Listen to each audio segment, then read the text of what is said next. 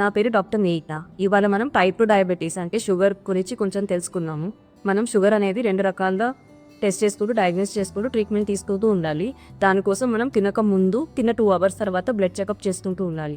మనకి తినక ముందు వాల్యూ వచ్చేసి 120 కంటే ఎక్కువ ఉంటే, ఆర్ తిన్న తర్వాత 200 కంటే ఎక్కువ ఉంది అంటే ఈ పేషెంట్కి షుగర్ ఉంది అనేది కన్ఫర్మేషన్ చేసుకుందాము.